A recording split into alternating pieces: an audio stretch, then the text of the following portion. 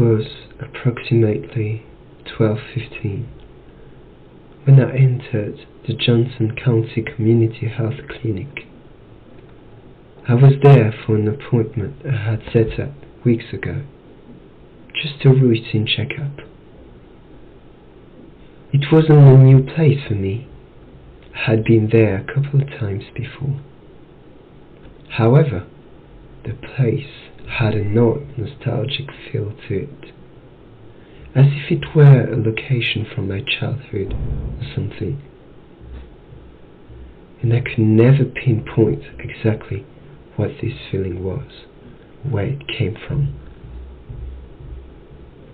As I walked in, an overwhelming feeling of déjà vu swept over me.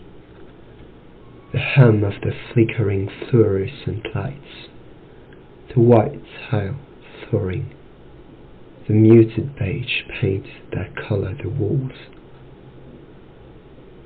I noticed that there was a TV mounted in the corner, a smaller flat screen that was playing a short PowerPoint.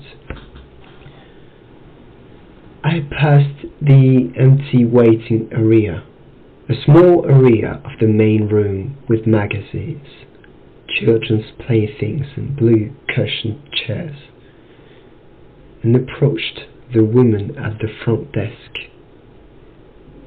She was sitting in her bluish-grey office chair.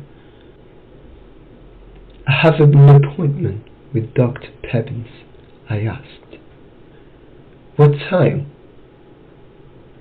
12:30, I replied. She began typing something into her keyboard. "Oh yes," she responded. "Gary Johnston." "Yes, I'll tell the doctor. Please fill this out." She handed me a clipboard which held a simple fill-out form. I walked back to the waiting area, took a seat, and began to fill out the form. I was about halfway done with filling in my information when I slumped back in my chair.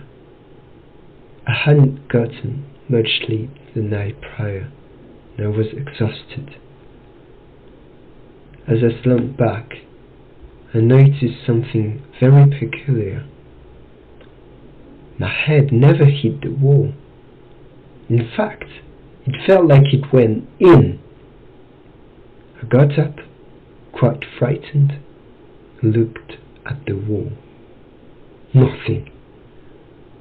Not a single hole or dent had been made in the wall by my head. So I reached to touch the wall. My fingers went through it. I recoiled in shock. What the hell was that?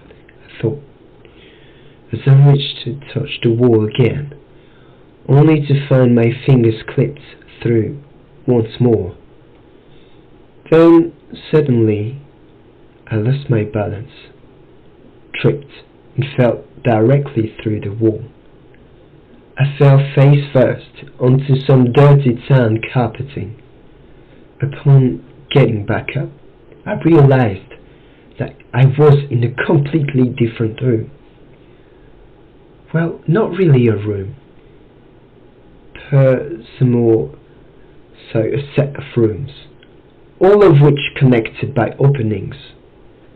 The walls were covered in gross town pattern wallpaper. There was also an overwhelming stench of moist carpet. I turned back around and tried to put my hand back through the wall, and it wouldn't go through. "Okay, what the fuck?" I muttered. I looked back into the room. There were no windows, no doors, nothing on the walls other than that disgusting wallpaper, of course. It was completely empty, aside from a singular plastic blue school chair. At this point, the only thing going through my mind was fear.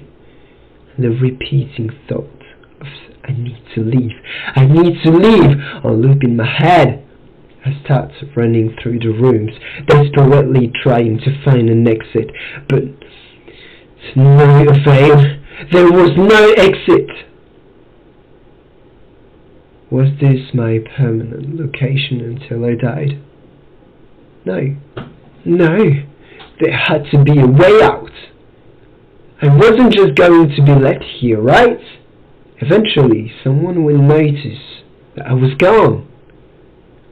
But nobody did. Then, in the distance, I heard footsteps, but not those of humans. At least, not a normal human. Alongside the footsteps was a gurgling snarl, like that of an angry animal. I began to run. I ran as fast as I could from whatever the hell was approaching me. I didn't want anything to do with it. I ran for what seemed like forever, but I was always back in the same room I started in. At least, it looked like the same room. Not that I could tell them apart. So I sat down, defeated. A feeling of dread filled my body as I started to cry. I was going to die here. I'm still there, haven't left. I've accepted my fate.